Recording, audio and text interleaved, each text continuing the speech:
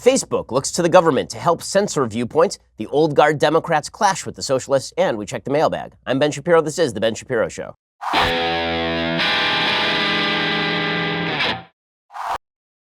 Oh man, a lot to get to today. I want to thank you again. We are in the third week of release for The Right Side of History. It continues to chart in the top 3 nonfiction books over at Amazon. It was number 3 on the New York Times bestseller list. In its second week, it was number 1 in its first week. So thank you so much for going out and buying The Right Side of History and letting your friends know about it. I think it's an important book. We're going to get to all the news today in just 1 second. First, let's talk about something we can all agree on: saving money. Okay, the reality is that if you are not shopping around, then you are probably not saving money. Well, what if there was some way that someone would do the shopping around for you? Well, that is exactly what the Honey Best Price Finder does. With millions of sellers on Amazon selling the same products, the only way to know if you're really getting the best price is Honey's Best Price Finder. It automatically compares the prices of millions of sellers that carry the item that you want. Honey even factors in shipping, sales tax, and Amazon Prime status to make sure that you are getting the lowest total price. It shows you the best deal every time, even if Amazon does not. It's like having your very own smart shopping assistant. I'm buying stuff from Amazon legitimately all the time: books, kitchen products, legitimately like exercise stuff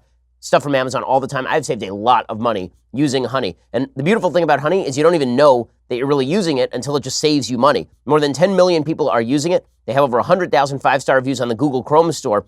Next time you are shopping on Amazon, treat yourself to the free upgrade that guarantees you always get the absolute best price. Here's how it works. You add Honey for free at joinhoney.com/Ben, then just forget about it, and it runs while you are going shopping. I mean, it's really amazing. Go to joinhoney.com/Ben. Honey is the smart shopping assistant that helps you save time and money. Joinhoney.com/Ben, and you can add Honey for free when you use that /Ben. Joinhoney.com/Ben. Honey, the smarter shopping assistant that helps you save time and money. So I do want to get to the 2020 presidential race, but I want to begin today with something that is really deeply troubling, and that is you're starting to see social media, instead of looking at the government as an opponent in its free speech mission, instead of looking at the government as a regulatory body that is seeking to quash its creativity, we have now moved from social media as capitalist countries to companies to social media as government-enabled companies. That is where these big companies are seeking to go. There's this grand failure to understand how exactly big business sometimes works. People tend to say, well, big business, rapacious, exploitative, capitalist pigs. Here's the reality. Big businesses are in the business of profit-seeking. When you have a giant government, and that giant government can increase your profit margins by issuing regulations, companies will work hand in glove with the government. Corporatism is not, in fact, fair use of the free market. It is not, in fact, use of the free market at all. It is use of the government to do your bidding for you. And once the government is so big that it can threaten your company, then many companies have a binary choice, and that is they can either work hand in glove with the government to help quash their competitors, and they can say they are friends to the government, or they can fight the government. You see this historically with, for example, the car companies. So Henry Ford famously resisted the unionization efforts at Ford. He resisted the government cram-downs of the FDR administration. He did not want to abide by their rules and regulations, and he fought them tooth and nail, whereas other car companies just went along with the government, and Ford kept losing market share because of all of that. Well, the same thing is happening right now in the social media sphere. Basically, there are all these major social media companies, and the government actors see power in regulating a lot of these major companies. And so the major companies have 2 choices. One is they can fight the government. They can go to the public and say, listen, you need to tell the government to lay off and leave us alone. Or the easier path is often to go to the government and say, listen, regulate us. But when you do regulate us, understand that what you're really doing is regulating everybody else who is smaller. This was a lot of the net neutrality debate. There were major companies on both sides of that debate. Google, for example, was very much in favor of net neutrality because it prevented broadband carriers from charging them for things that it essentially crowded lower down competitors out of the search engine market. That's why Google was in favor of net neutrality. It wasn't out of any goodness of their heart or anything. Big companies have an interest in working hand in glove with the government. Well, the latest company to do this is, of course, Facebook. So Facebook is now begging the government to censor it. I am not kidding you. Facebook wants censorship at this point. So Mark Zuckerberg was on with George Stephanopoulos, and he says that he wants the federal government to regulate speech. Why? Because he recognizes that Facebook is getting beaten up for its own failures to, on the one hand, censor speech, and on the other hand, they censor too much speech. So what he wants to do is kick the responsibility over to the federal government and thereby remove himself from the process. This is what he says to George Stephanopoulos. He poses this in terms of the public good. He says, I want more regulation in my company. Whenever somebody who's the head of a company says, I want the government to regulate my company, understand there's an ulterior motive. And the ulterior motive is almost always, I want the government to do something that will make my bottom line more lucrative while shielding me from the government's actual intervention. Here's Zuckerberg doing exactly that. There was a question of what decisions should be left to a private company to make, especially around things like speech and expression for so many people around the world, and where should we have either industry or more government regulation? You're already seeing the FCC push back fairly hard against this. Two commissioners, I think, saying, no, we don't want to get into the business of policing the First Amendment. Yeah, I don't think that that's what this is, though. Where I think you can say that kind of any regulation around what someone says online is protected, but I think that's clearly not right today. It's not clear to me that we want a private company to be making that kind of a fundamental decision. Well, this is really funny because Zuckerberg, like a year ago, was saying that's the kind of decision that we will make. We will take responsibility for these decisions. And that's because he was called onto the Hill by Republicans and Democrats, and then he was run through the ringer about all the stuff that was appearing on Facebook. Now, his correct answer should have been to say to Congress, hey, guys, it's not my business what appears on Facebook. Facebook is just a platform. If people put crappy stuff up there that I don't agree with, that's not my business. I would prefer they not say that. I would prefer that people rebut that. But I am not going to sit there as the giant social media censor and shut down messages I don't like. The good that I have provided for American citizens and people around the world is a forum where they can exchange ideas. The good is not my particular perspective on politics. So all I'm going to do is create algorithms that ferret out violent content, threats of violence, defamatory material, actual legal violations. That's the stuff I can police. But I can't police generalized political viewpoints. But that is not what the government wanted from Zuckerberg. So Zuckerberg is responding by trying to kick the ball back to government. He's trying to say to government, okay, fine. You know what? I have the same goals that you do. I don't want any of this politically incorrect or bad, like legitimately bad material on my site. So you guys regulate it. You guys come after me, and that way it's not my fault. That way it's your fault. Well, that's not the role of government. And it's very dangerous to have folks in corporate life or very powerful like Zuckerberg calling for this to be the role of government, because you could see a world in which House Democrats take Zuckerberg up on this. They say, you know what? Our social media companies have declared that they can't do anything about the white supremacy online, the white nationalism online, and now it's our job to do that. Well, no, it is not your job to do it. There's a First Amendment to the Constitution that guarantees, in fact, that Congress shall make no law respecting the abridgment of speech. Okay, that is part of the First Amendment. So when Zuckerberg explicitly calls for a violation of the First Amendment by the government in response to his own inability to police his own site, that's a problem.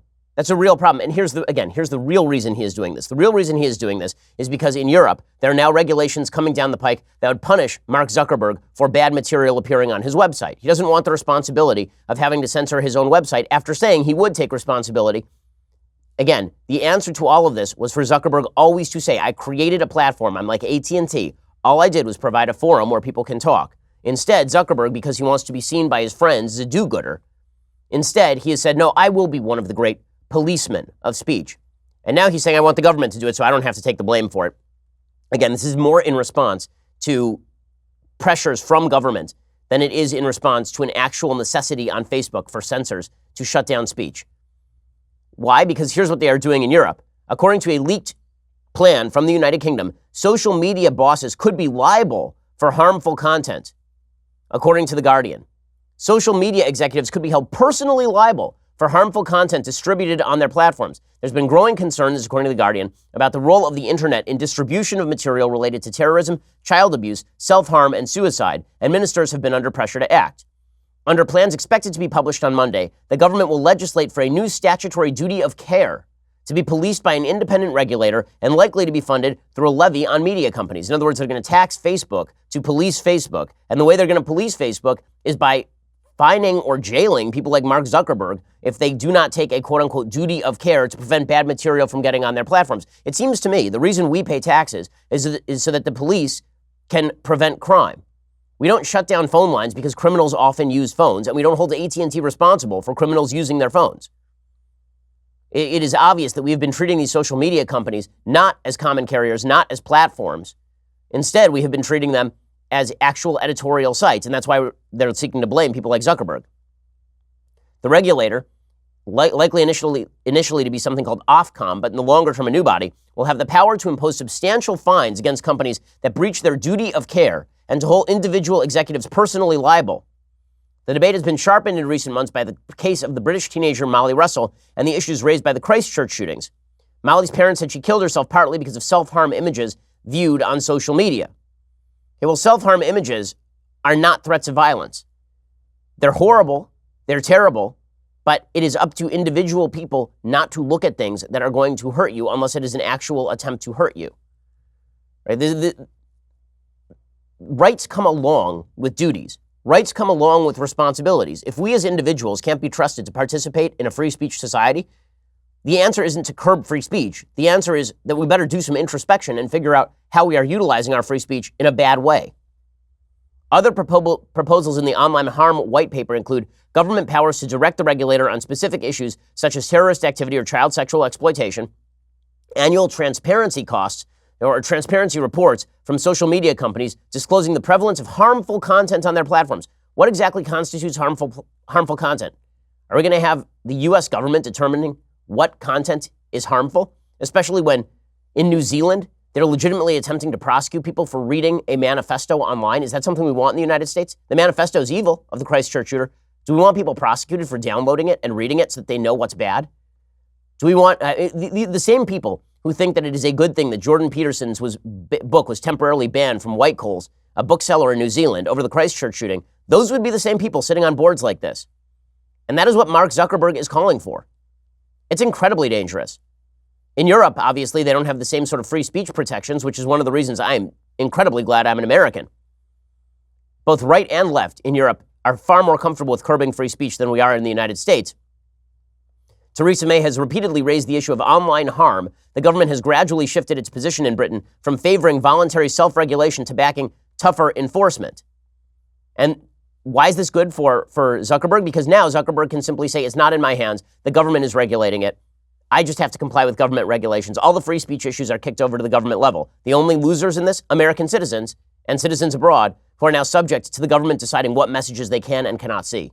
This is dangerous stuff. And Zuckerberg is not the creator of the danger, but he is complicit in the increase of the danger if he doesn't stand up for the free speech, the sort of free speech basis for the platform that he built in the first place. We'll get to more of this in just a second. The tech companies caving to kind of social justice warriors and then looking to hand it over to government. It's pretty amazing. We'll get to it in 1 second. First, let's talk about your sleep quality. There's nobody on the planet like you, so why would you buy a generic mattress built for everyone else? Helix Sleep has built a quiz. It takes 2 minutes to complete. They use the answers to match your body type and sleep preferences to the perfect mattress, whether you're a side sleeper or a hot sleeper, whether you like a plush or a firm bed. With Helix, there's no more guessing and no more confusion. Just go to helixsleep.com/Ben. Take their 2-minute sleep quiz. They will match you to a mattress that will give you the best sleep of your life. For couples, Helix can even split that mattress down the middle, providing individual support needs and feel preferences for each side. They've got a 10-year warranty. You get to try it out for 100 nights, risk-free. These mattresses are incredibly comfortable. My wife and I have one. We took the 2-minute sleep quiz. They personalized a mattress just for us, and then we jump on every night. It is fantastic. It is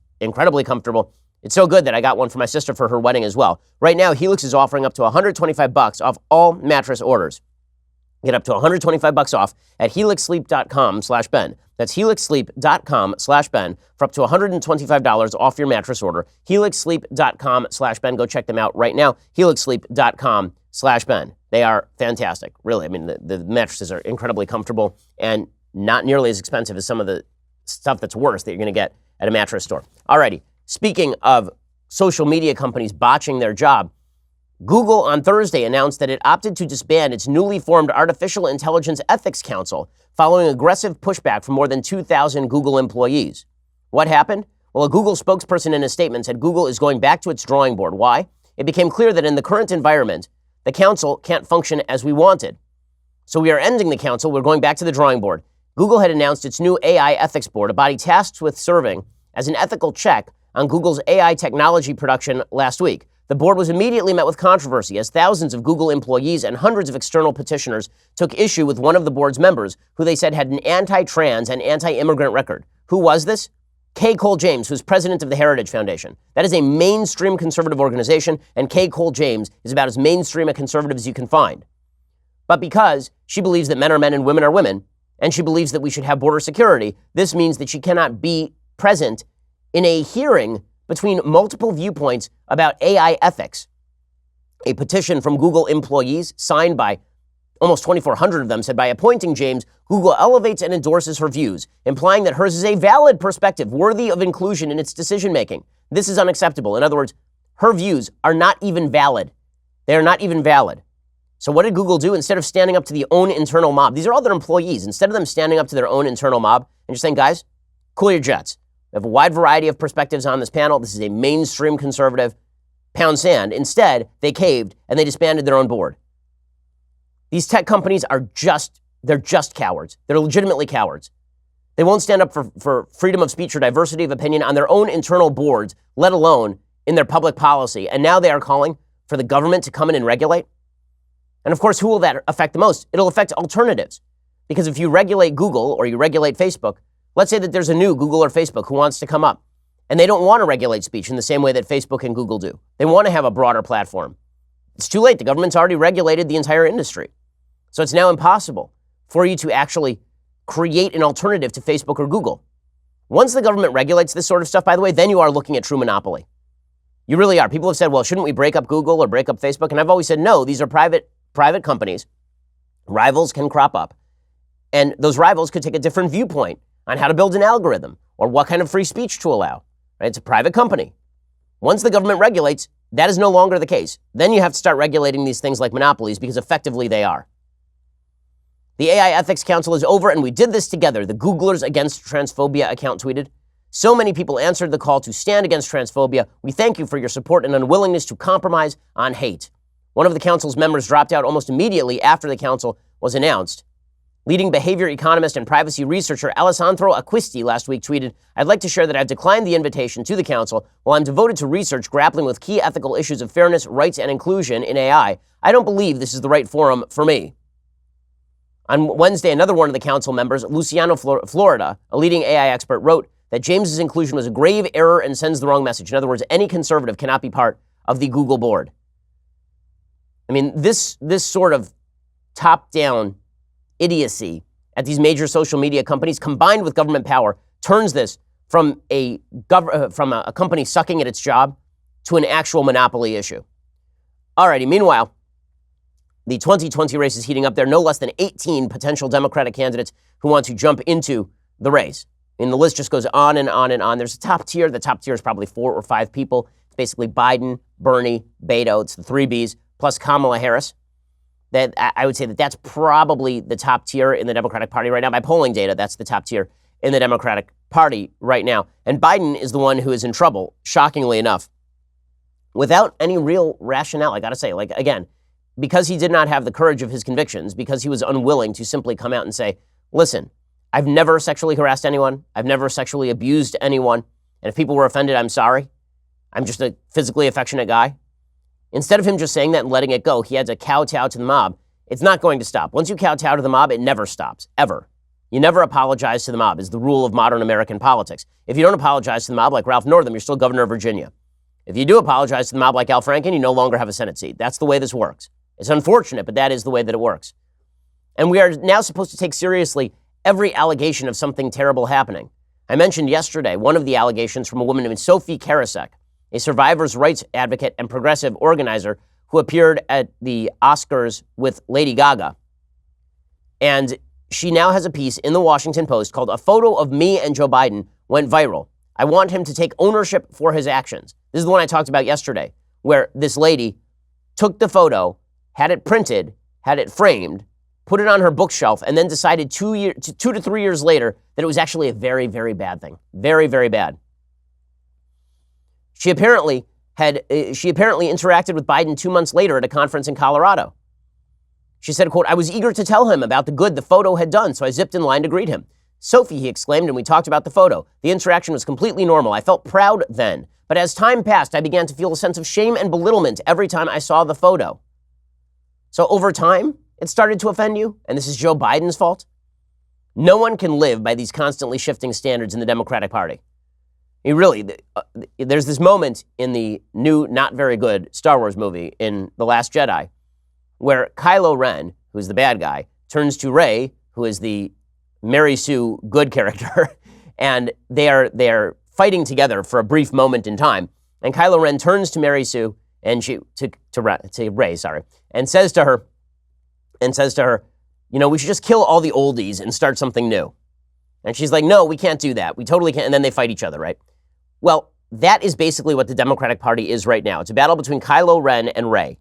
It's the newbies saying, let's kill all the oldies. Let's kill all of them, right? Sure, they helped us build this empire. Sure, they're the ones who got us to where we are, but they're oldies, man, and they don't understand the new wave.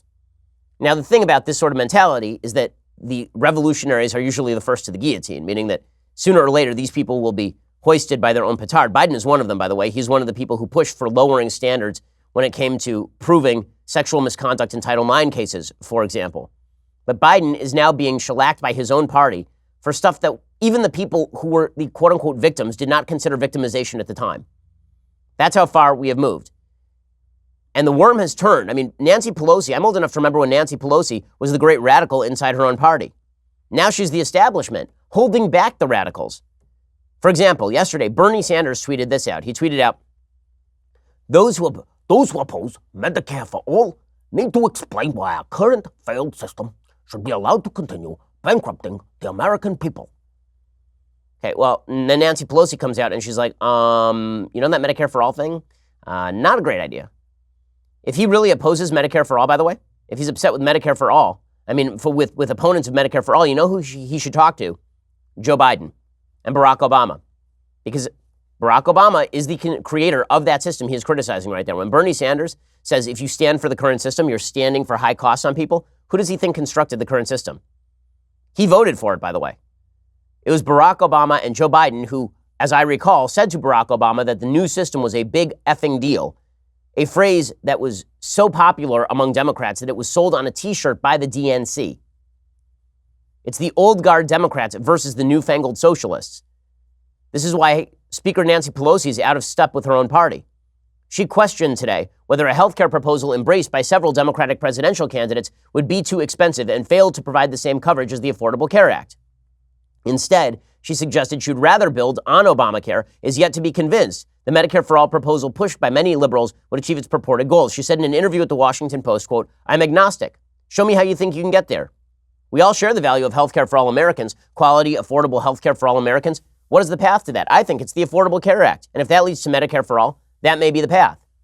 She also suggested that Medicare for all had become more of a buzzword among political activists in the run-up to the 2020 campaign, which is basically her ripping on all the 2020 candidates saying, you guys are ignoring the effect of Obamacare so that you can run for president. She says, when most people say they're for Medicare for all, I think they mean health care for all. Let's see what that means. A lot of people love having their employer-based insurance, and the Affordable Care Act gave them better benefits, which is not actually true, but sure.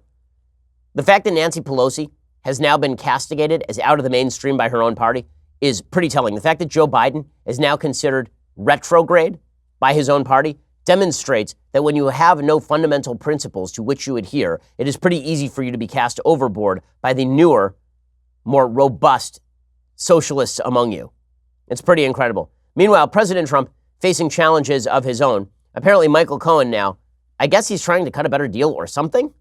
He's trying to delay his prison time. According to the Washington Times, President Trump's former personal lawyer, Michael Cohen, says he has new information to offer Democrats if authorities reduce or delay his upcoming 3-year prison sentence. First of all, I'm not sure what he thinks he's doing. He is a bad lawyer, obviously, but his plea agreement says he had to be completely forthcoming with prosecutors all the way through. If he says that now he has new material, that means he was not forthcoming before, so they could theoretically revoke his sentence and give him a new longer sentence.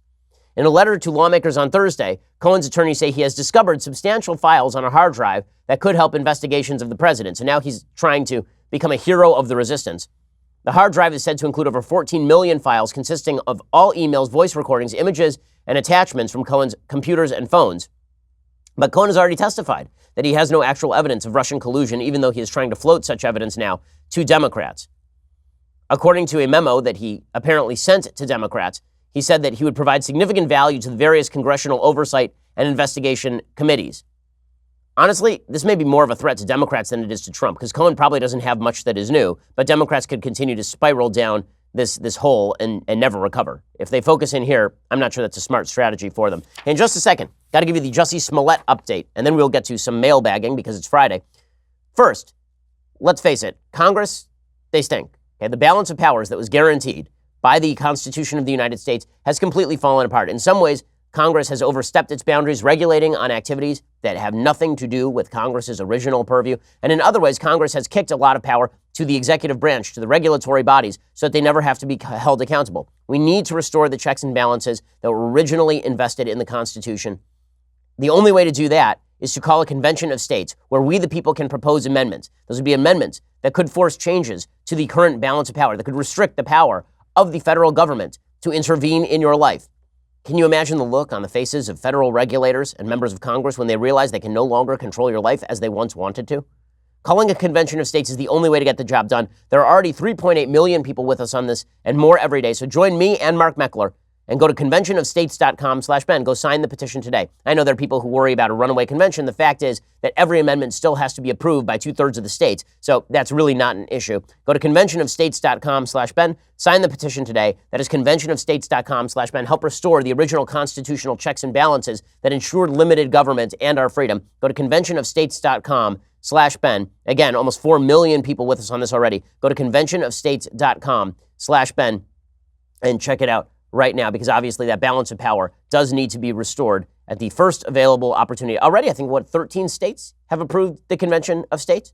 So go check it out right now and become part of the fight. Conventionofstates.com/Ben. All right, Jussie Smollett update. So apparently, Jussie Smollett has now refused to pay. Chicago had sent Jussie Smollett a bill for like $130,000, which, by the way, he can afford to pay. He made apparently about $100,000 an episode from Empire.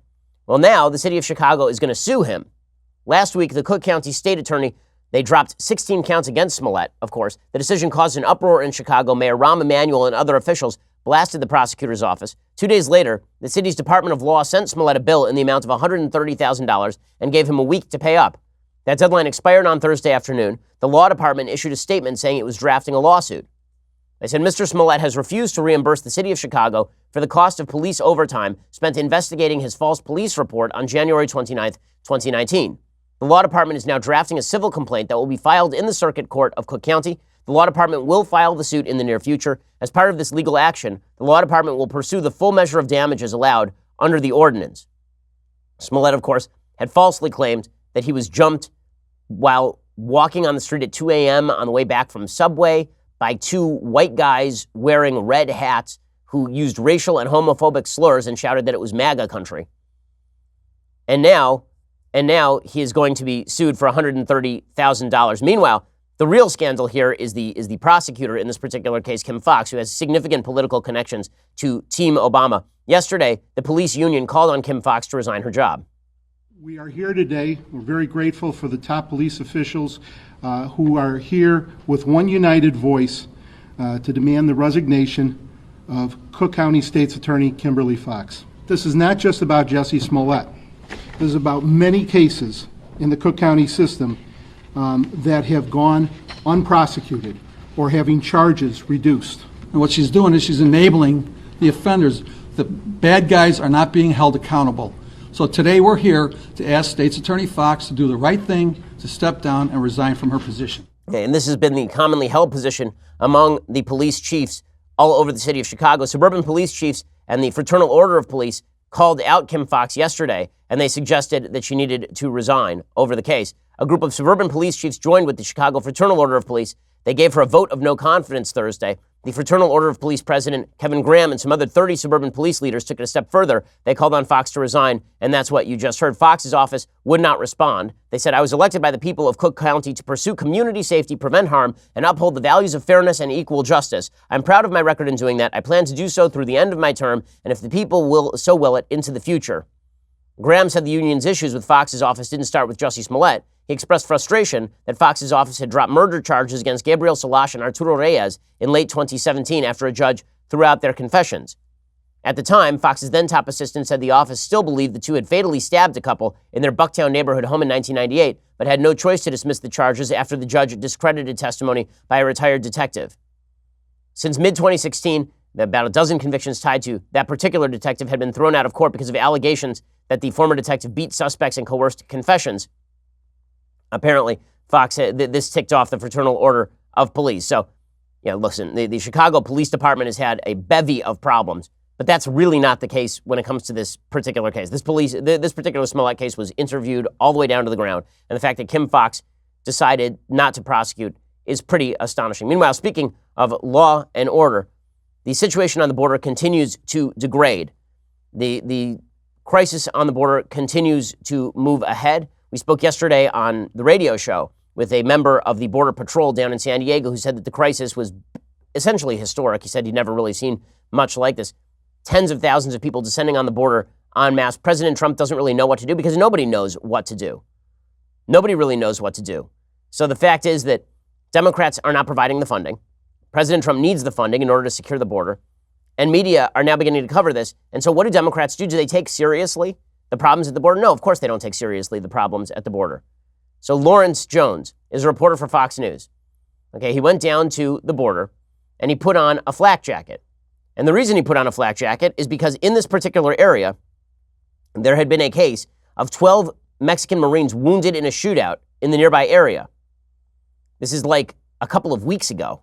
Right? This is March 26, 2018 from the Associated Press. A Mexican Marine and 4 suspected gunmen were killed during a coordinated series of ambushes against Marine patrols in a northern Mexico border city, authorities reported on Sunday. So Lawrence Jones goes down there, and he is told by the Border Patrol, put on this flak jacket because we just don't know what we're going to encounter out there. So what does AOC do, naturally? Fresh-faced Alexandra Ocasio-Cortez, very fresh, very face. She tweeted out, does live from the border mean Party City? Fox is really out here doing the most on a budget to make the border look more dangerous than it is. And then she tweeted the laughing, crying emoji, as though the border is not a dangerous place. Well, Lawrence Jones responded. He said, yeah, it is, and there's a reason I am wearing this bulletproof vest.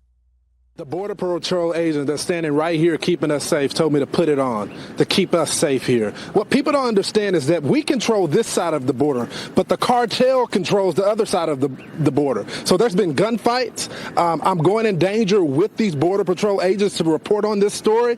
If the public doesn't know that over the last 2.5 years, there has been an uptick over 200% of violence against these agents. And so in order to do my job and the border agents' to do their job, I had to come with this vest that they supplied. Okay, this is obviously true. Okay, I've talked to people who are serving down at the border, and what they've told me is there are cases where the cartels who are on the other side of the border, they've got binoculars, they've got eyes on a lot of the Border Patrol agents. They will figure out who they are, and then they will call up their hotel rooms and threaten them.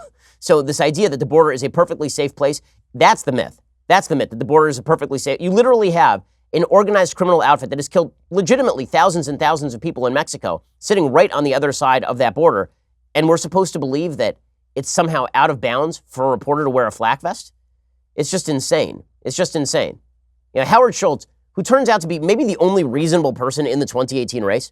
I mean, this is amazing. The former CEO of Starbucks, one of the few sane people apparently running for office. And he's sane because he's really not from a political party at this point. He pointed out yesterday on Fox News that President Trump is correct on securing the border, which is obviously and eminently true.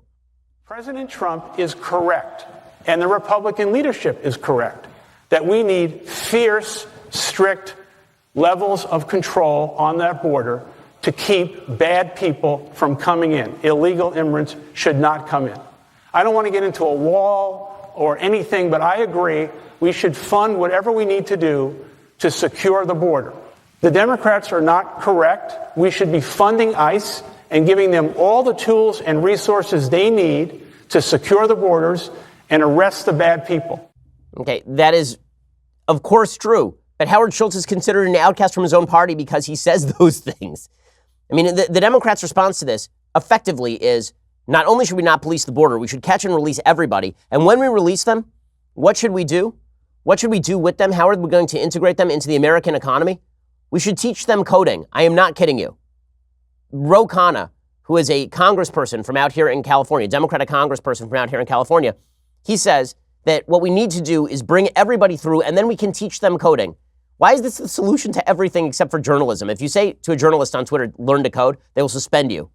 If you're a congressperson who says we should teach illegal immigrants, many of whom do not have a high school education, how to code, then this is somehow a solution to the border crisis.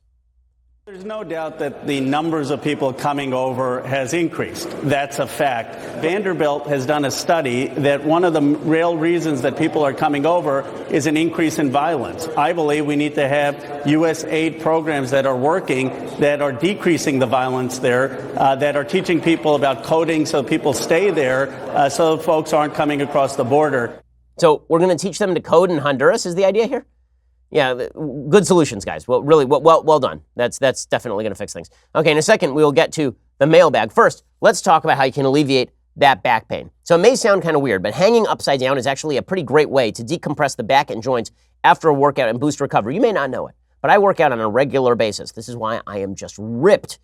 But that means that sometimes my back hurts after a workout, and I need inversion therapy. It uses gravity and your own body weight to decompress the spine and release tension in your shoulders, neck, and joint. Over 3 million people have put their trust in Teeter. The Teeter inversion table is the best inversion table on the market. They've been the best known name in inversion tables since 1981, and they are offering a great deal just for my listeners. For a limited time, you can get a brand new 2019 Teeter Fit Spine inversion table model with bonus accessories and a free pair of gravity boots so you can invert at home or take the boots with you to the gym. Teeter inversion tables have thousands of reviews on Amazon with an average 4.6 star rating. And with this deal, you will get $150 off when you go to teeter.com/Ben. That is TEETER.com/Ben. You also get free shipping, free returns, a 60-day money-back guarantee. So what exactly are you waiting for? There's no risk to try it out. Remember, you can only get that new 2019 Teeter Fit Spine inversion table plus a free pair of gravity boots by going to teeter.com/Ben. That's TEETER.com/Ben. I love Teeter. You will too. Teeter.com/Ben. TEETER.com/Ben. Go check it out right now. Okay, in a second, we're going to get to the mailbag, but first, I need to remind you that as a thank you to our Daily Wire annual subscribers, we are giving a shout out to a different subscriber every Friday. Today, EJ Cronin on Instagram. We are thanking you for supporting what we do. In this photo, it appears that one of EJ's students came in with her leftist tears tumbler, and EJ put her in a choke because she wouldn't share the tumbler with him. She now realizes that chokes, like facts, do not care about your feeling. EJ, thank you for being a subscriber. We really appreciate it. If you want a chance at being featured on the show, become a Daily Wire annual subscriber. Post a photo of your leftist tears tumbler on Twitter or Instagram. Go check it out right now. Also, make sure that you subscribe for $9.99 a month or $99 a year. When you do, you get all the various glories we have talked about so many times. You get to join the show for 2 hours in the afternoon. We sometimes answer questions during the breaks. We answer questions in the mailbag. We give you early access to the Sunday special, which this week is Andrew Yang. I think it's one of our best Sunday specials ever. You get early access. You get that on Saturday, plus questions that you haven't heard behind the paywall, all sorts of goodies. And you know, we really appreciate your subscribership. So let's get to the mailbag. Today, we are not actually cutting off the YouTube stream, so congratulations to you. Right? Same thing with Facebook. So let's do some mailbag. Josiah says, "Hi, Ben. I listened to much of your conversation with Joe Rogan. When you were talking about decriminalizing marijuana, it makes me wonder how to sell this to religious communities. I had a good conversation with my pastor about it. While I think he made a great point in saying if we were to vote for decriminalization or legalization, he felt he would be signaling approval for the usage. I tried to rebut by saying when we do things the right way or God's way, it works. The war on drugs is a complete failure. I said it was sinful because we as Christians weren't being a good steward of God's money or resources. Though he agreed, he would refuse to ever vote to decriminalize or legalize marijuana. Most of the parishioners in my church are much less open-minded to that conversation. I respect people's moral opposition. It just seems like a giant waste of money to me. Do most people in your synagogue disagree with you?" Well, I would say that there's a pretty broad disagreement in my synagogue and in religious communities generally about decriminalization of marijuana. So what is a good way to convince the religious community that the government is obviously not competent enough to deal with the issue? Well, I think that the first thing that you have to recognize is that just because something is bad doesn't mean that the government gets to regulate it. I do not like using the government as the imprimatur of appropriate behavior. I don't think that's the government's role.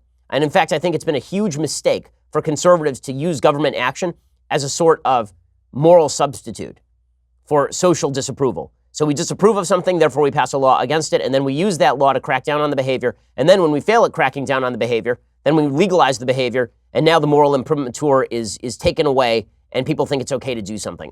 I don't think that's how we should view things. I don't think politicians are moral leaders. I don't think that laws are about installing a quote-unquote moral system.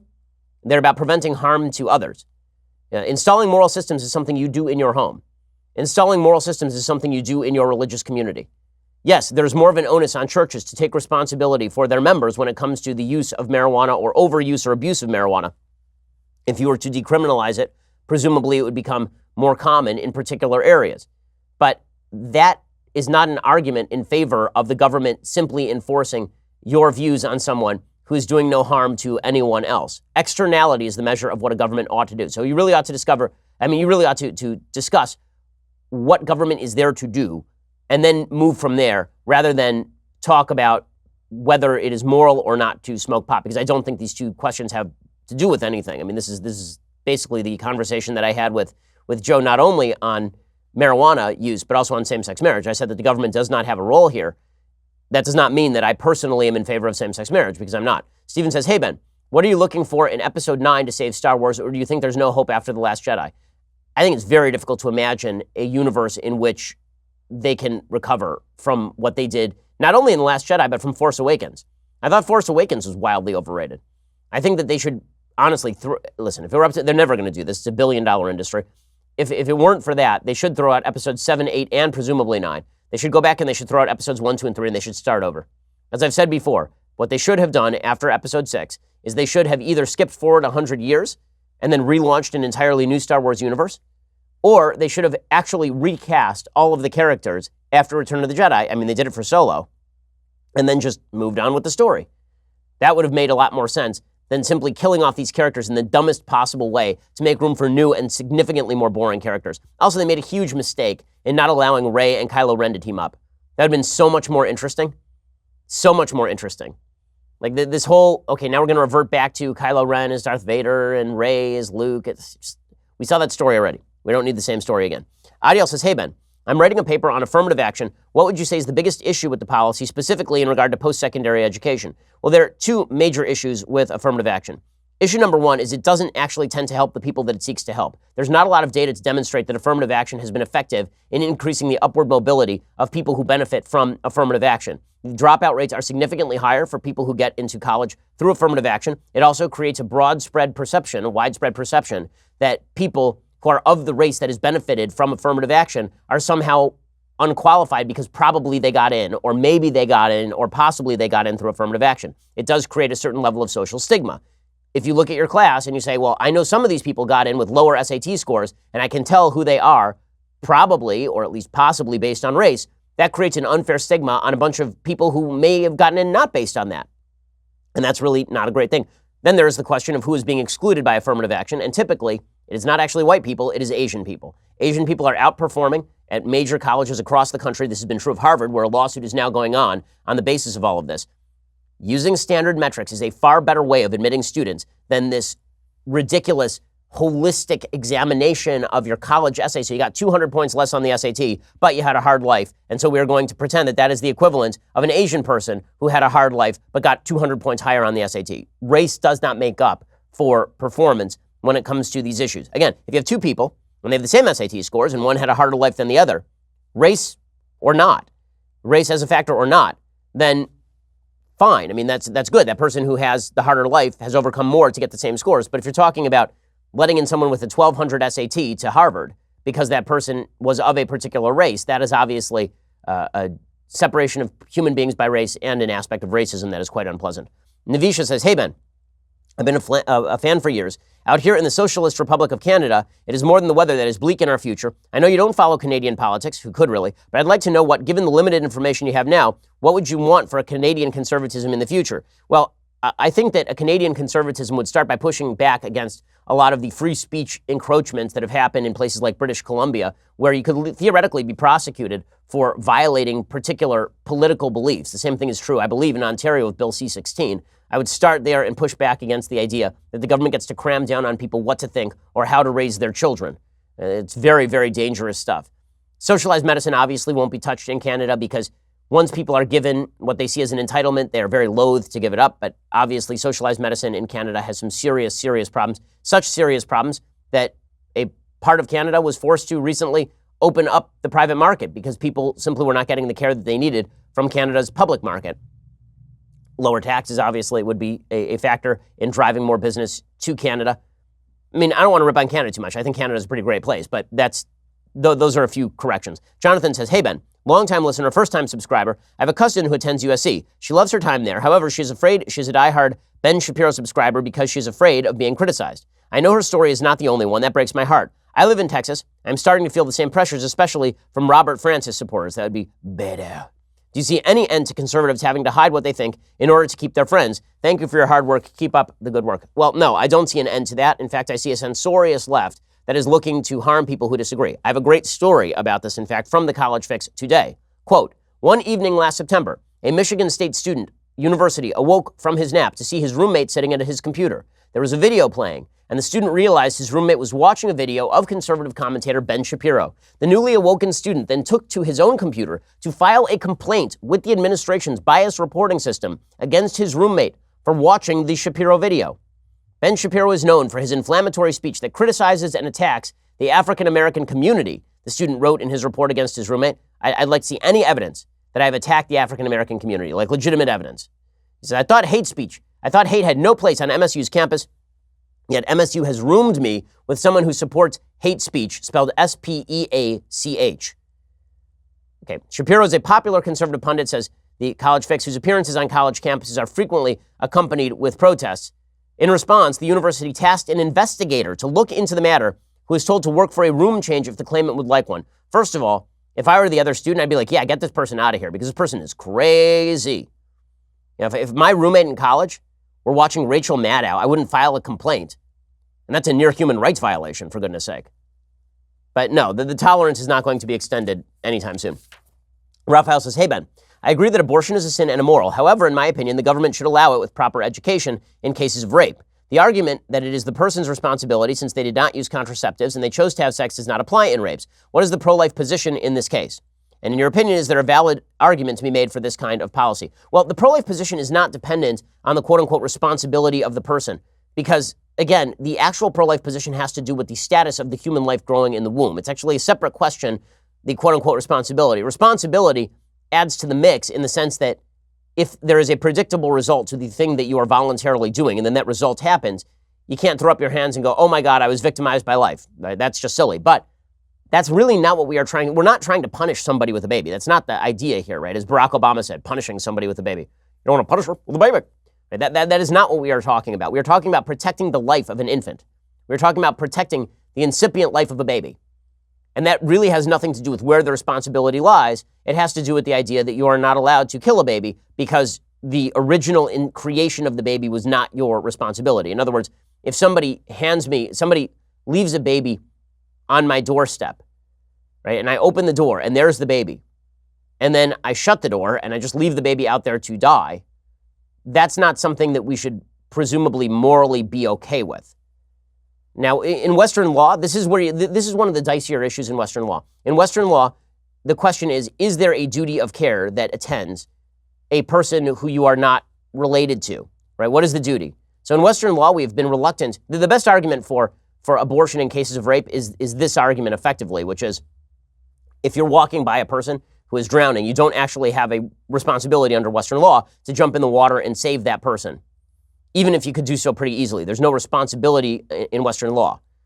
So that could theoretically be extended to cases of abortion in cases of rape, but the problem is that there's a difference between not saving somebody, letting them die, and actively killing somebody. So if the baby is on my front door and somebody leaves the baby at my doorstep, and then I open the door, and it's not just me closing the door now it's me actively stabbing the baby, that is now a completely different question. James says, hey, Ben, lately I've been hearing President Obama's administration has been scandal-free. Could you go over some of the top scandals people are forgetting? Thanks. Sure, go read my book, The People versus Barack Obama. It came out in 2015, I believe. And that book goes through a bevy of Barack Obama scandals ranging from HHS to the IRS. He had scandals obviously having to do with the NSA. He had many, many scandals during his administration. So go read the book. I lay it all out in detail there. Nick says, hi, Ben. Do you think Trump has a shot at Virginia in 2020? Ralph Northam's administration has been disastrous so far. Could this push the state toward Trump? Unlikely. It's not a Trumpy state. Republicans in Virginia tend to be a little bit more moderate than Republicans in other conservative areas of the country. And Virginia has been largely turned by Northern Virginia, which is effectively a D.C. suburb. Connor says, what are the main differences between Orthodox, conservative, and Reform Judaism? Okay, Orthodox Judaism believes that the Bible, the Torah, the 5 books of Moses were given by God and that they are true, and that the Talmudic tradition that interprets the Bible is in fact good and proper law, and that you have to abide by the commandments of the Bible because that is what you are put on earth to do. Conservative Judaism original conservative Judaism said that basically the Bible may have been God inspired and that we could abrogate a lot of the laws because those laws are no longer relevant, and said that the rabbinic tradition is not nearly as important as it has been in Orthodox Judaism for a long time. And Reform Judaism, honestly, I'm not sure even what the doctrine of Reform Judaism is at this point. They say that the Torah may not have been biblically and may not have been God inspired. It may be just a historical document. The bottom line is that conservative used to be kind of closer to what modern Orthodox is now. Now conservative Judaism has fallen into disrepair and moved toward Reform Judaism. The only growing area of Judaism right now is the Orthodox community. Glenn says, Dear Mr. Shapiro, with all the left's talk about abolishing the Electoral College, I haven't heard about anyone talking about the infringement of states' rights. Are there implications in that move to strip the states of their status? Well, certainly there is an attempt to downgrade particular states, right? Nobody would spend time in Wisconsin or in Michigan or in Pennsylvania outside of the major urban areas if it were just a popular vote. And this is one of the big arguments in favor of the Electoral College, is that if you want to have a country that holds together across a disparate population, you do need to give a certain level of outsized impact to people who don't live in city centers, or those people are simply going to say, listen, leave me alone. I'm going to break away. I'm not interested in listening to what the people from the big city want to do with my life. We're not part of the same community. One of the things that keeps communities together is a certain level of care that is taken for people who are living outside these sort of city centers and levers of power. Let's see. Tori says, hey, Ben, love the show. As you know, the left has pushed this idea that men and women are completely the same and that all gender roles are socially constructed. I do believe there are gender roles that are socially constructed, but I also believe a lot of feminine and masculine attributes are human nature. Can you say which gender roles you consider to be socially constructed and which you believe are influenced by biology? Well, you can tell which gender roles are socially constructed and which are influenced by biology by looking cross-culturally. So the fact is that women tend to be more caring and affectionate. They tend to be more interested in interpersonal relationships. Men tend to be obsessed with objects and things and mechanisms. The male tendency toward aggression and violence is documented not just in the human species, but also in virtually all mammalian species. These are things that are hardcore embedded. The sort of cultural outgrowths of that have manifested in various modes of dress. Obviously, the notion that women are more nurturing, that women are less physically aggressive has manifested in sort of prettier garments for women in most cultures, for example. But as far as gender roles that are sort of constructed, well, I mean, the idea that women were not supposed to work at all was an exaggeration of a perceived gender binary. And so the idea was that women are more likely to want to be in the home, and they're the ones who bear and rear children. There's a certain biological truth to that, but that was taken to the extreme by saying, well, women shouldn't work outside the home, and obviously that's stupid. So what has very often happened is that gender roles are based in reality, but then they are pushed too far to the point where they become oppressive. That's what has happened very often. Patrick says, hey, Ben, I wanted to ask you about the anti-Israel attitudes on college campuses. When I was in college, I took a course on the Israeli-Palestinian conflict, and looking back, it was basically anti-Israel propaganda. Shocker. This is what happens on college campuses. However, at the time, I was a pretty far-left student. I bought into it more readily. Only after learning about the conflict in more detail did I see the truth.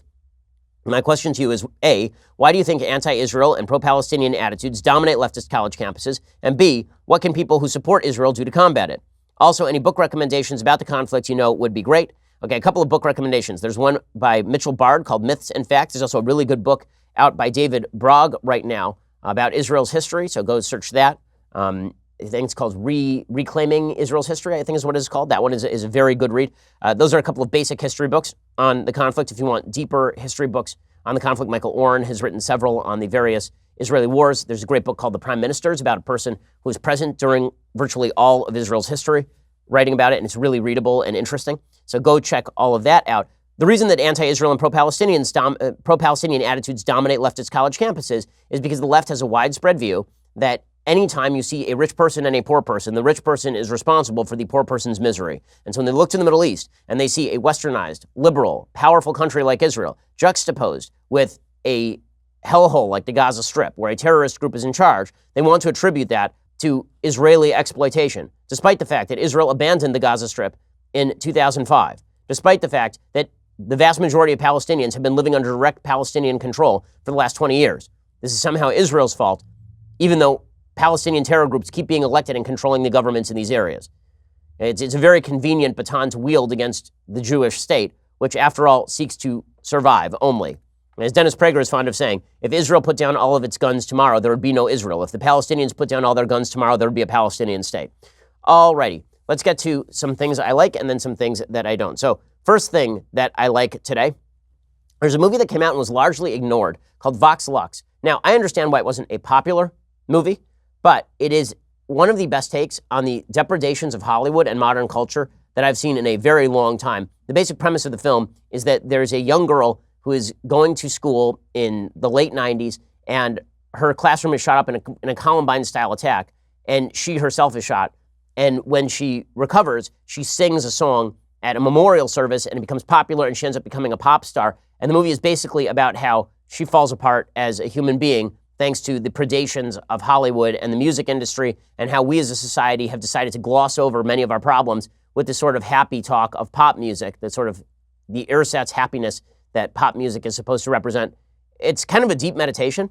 It's not an enjoyable movie, but it is a really interesting movie. So go check it out, Vox Lux. Okay, other things that I like. So I just have to pay homage to this amazing nurse who has adopted a baby at the hospital that had not been visited for 5 months. This is according to the Washington Post. 2 years ago, Liz Smith, director of nursing at Franciscan Children's Hospital in Brighton, Massachusetts, was headed toward the elevator at work when she saw her. A tiny girl with bright blue eyes and a single soft brown curl swept across her forehead. "Who's this beautiful angel?" Smith asked the nurse who was wheeling the infant down the hall. "Her name is Giselle," the nurse told her. The infant, a ward of the state, had been at the hospital for 5 months, but Smith had never seen her before. Smith learned that Giselle, then 8 months old, had been born premature at another hospital in July 2016, weighing just under 2 pounds. She had neonatal abstinence syndrome, a result of her birth mother using heroin, cocaine, and meth during pregnancy. The state of Massachusetts took custody of Giselle when she was 3 months old and transferred her to Franciscan Children's because her lungs needed specialized care and she had a feeding tube. The baby didn't have a single visitor in 5 months at the hospital. Social service workers were trying to place her in foster care. And so Smith decided to foster the baby and become her mother. She adopted the baby, which is just an amazing thing. You know, folks who adopt are the great unsung heroes in our society. They truly are. It's an amazing, amazing act of charity. It's a gift to the child, and it's a gift to our society when people adopt. This nurse is an amazing human being, and thank God. There's so many, I know many parents who have adopted. They're doing something absolutely incredible and providing for every baby who requires a chance at a successful life. Adoption needs to be made easier in the country and needs to be facilitated by the state in a better possible way. Okay. One final thing that I like. So as you know, I talk on the show a lot about Birch Gold. They're one of our sponsors. And one of their representatives stopped by yesterday to talk to me about the future of the economy. Here's what that sounded like. Well, here we are on Things I Like. And one of the things that I like, as you know, is Birch Gold Group. We talk about them all the time, so much so that people have memes about us in Birch Gold Group. Well, joining us from Birch Gold Group today is Philip Patrick.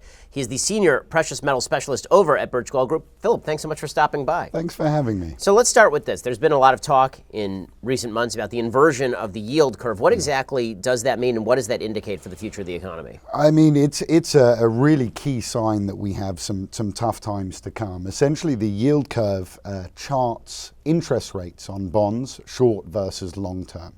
And in a normal climate, what you expect to see is shorter term bonds will carry lower interest rates, longer term bonds, higher interest rates. And it's for obvious reasons, right? I loan somebody money today, assess their credit worthiness.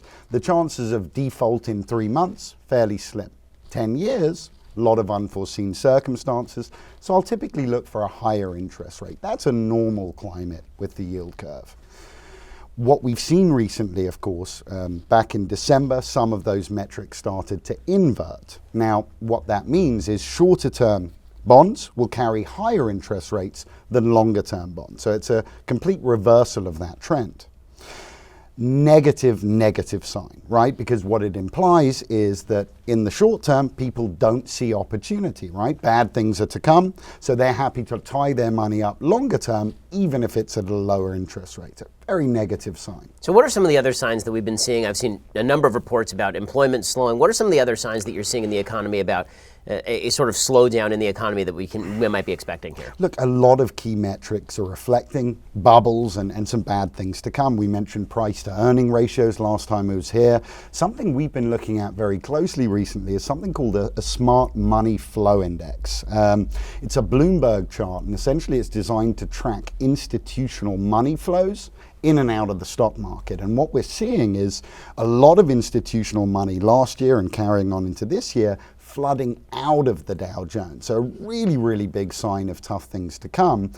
What I think is even more interesting about the chart, it goes back to 1992, and it seems to show the uncanny ability of institutional investors to get out, because we saw the same trend before the crash in '08, same trend before the crash in 2000. So a signal of tough things to come. So Philip, what exactly can we do to prepare for the possibility of an economic slowdown? Look, I think a big part of it is staying informed, right? We're talking about looking at certain metrics. I think a lot of people like to bury their head in the sand, quite frankly, and that can be a dangerous thing. It's not hugely complicated. It's a case of understanding where opportunity exists, and I think making preemptive moves. And as you and I have discussed, I think precious metals for a portion of one's portfolio in a climate like this can work really, really well. They're contrarian in nature. So the idea is if we see losses on one portion, it should be the same climate driving growth in contrarian assets so that losses could be mitigated. And this is what people mean by diversification. When people talk about diversification, you're not talking about everybody taking all their money and putting it into precious metals. You're talking about you should have your eggs in more than one basket, effectively. Absolutely correct. You wouldn't recommend anyone taking all eggs and putting them in any one basket, but it's diversification. It's a measure of a hedge. That's exactly what we're talking about. So when it comes to precious metals, how have they performed historically versus the market, particularly in down times? That's the key, actually. Look, in times of economic boom, the stock market outperforms pretty much everything else. But it's in times of correction, right? It's in times of downturn. That's when contrarian safe haven assets tend to perform. And you look at the last stock market crash in 2008, we saw a 50% correction in the Dow Jones, and gold and silver prices doubled in value in 18 months of that. So historically, slow and steady growers, but in times of correction, they can perform very, very well. And you think the economic indicators point to sometime in the near future a market correction? It looks that way. It really does. Well, with that said, folks, if you are interested in diversifying, the people you should be talking to are my friends over at Birch Gold. They have the 16-page free information kit that you can go check out right now at birchgold.com/Ben, or you can text Ben to 474747. There's a reason that I trust them. They have an A+ rating from the Better Business Bureau. And there's a reason we advertise with them. They advertise with us, and that's because of that mutual trust relationship. They're folks that you can trust. They're going to tell you the truth about how much your money you should put in. They're not going to try and oversell you. Go check them out right now at birchgold.com. And Philip, thanks so much for stopping by. Really appreciate your time. Folks, check out Birch Gold Group at birchgold.com/Ben. Okay, time for some things that I hate. So let's just jump right in. Okay, so it is worthwhile noting that Students for Justice in Palestine actually is a group that has ties to terrorism. They were just given an award, apparently, at New York University, the Presidential Service Award at NYU. They say, despite the pushback we have received from our institution, we agree that we have made significant contributions to the university community in the areas of learning, leadership, and quality of student life. Anyway, New York University divests from Israeli apartheid. Okay, the attempt to boycott Israel on campuses is growing in stature. It's always fascinating to watch as groups like Students for Justice in Palestine, which again do have ties to groups that are associated with terror, that those groups are given all sorts of credence, despite the fact that Students for Justice in Palestine is legitimately an anti-Semitic group. And it's amazing. Instead of them doing Palestinian Pride Week, right, there's like Israel Pride Week, which happens on campuses all over America. Instead of doing Palestinian Pride Week, they do Israeli Apartheid Week, because the goal is to label the Israelis as a bunch of evil racists, despite the fact that Israeli Arabs are treated better than Muslims in any part of the Middle East, bar none. It is not close. Despite the fact that Arab parties sit in the Knesset, despite the fact that there's a Palestinian on the Supreme Court of Israel, none of that matters. Israel is the bad guy. And so they put out posters like this one for Israel Apartheid Week, in which it shows a Palestinian who is throwing it looks like a paint can, a spray paint can, at an Israeli. And this is either causing the Israeli to have a bump on his head, or the Israeli soldier has horns and is following the Palestinian with a gun. Because that's all that's happening there, is that people are spray painting and then the Israelis shoot them. It's not that terrorists are trying to break through the border and murder Israeli citizens or fire rockets into civilian areas in the middle of Israel. It truly is astonishing. And this sort of stuff is not only tolerated on college campuses, which it should be. I mean, bad rhetoric should be tolerated on college campuses, obviously, but it is promoted by the administration in many of these cases. Students for Justice in Palestine, according to the Jerusalem Center for Public Affairs, has significant ties to Islamic terror groups. This is according to the Los Angeles Jewish Journal. The JCPA report notes that the National SJP organization was established in 2010 by American Muslims for Palestine, AMP, the U.S. Palestinian Community Network, at the 2010 World Social Forum. AMP is chaired by Hatem Bazian, who is also the founder of Students for Justice in Palestine. Bazian has called for an intifada in the United States and has referred to Israel as the slave master. Additionally, at least a couple of AMP board leaders have ties to the Holy Land Foundation, a charity that was convicted in 2008 for providing material support to Hamas. National SJP has also provided a platform at their conferences to the terrorist Razmia Odeh, who was convicted by an Israeli court for a 1969 Jerusalem supermarket bombing that killed 2 students. Razmia Odeh, by the way, has also been praised by people like Linda Sarsour. The report notes that SJP has been involved in a number of incidents on college campuses throughout the country, including members of UC Irvine's SJP getting arrested for violent verbal disruptions of a presentation by Dr. Michael Oren, the former Israeli ambassador to the United States. Things are very ugly in the anti-Israel community on college campuses, and that is something worth taking note of. Okay, well, we will be back a little bit later this afternoon with 2 additional hours. Also, this weekend, make sure to check out our Sunday special with Andrew Yang. It really is, I think, fascinating and interesting Democratic presidential candidate. We hope to have more Democratic presidential candidates on if they will allow us to interview them. It's a really nice discussion. I think you'll find it interesting and informative. So go check that out as well. And make sure you're looking for some weekend reading. Go check out The Right Side of History, my New York Times bestseller, my #1 national bestseller. Go check it out right now. And we will see you here either later today or next week. I'm Ben Shapiro. This is The Ben Shapiro Show.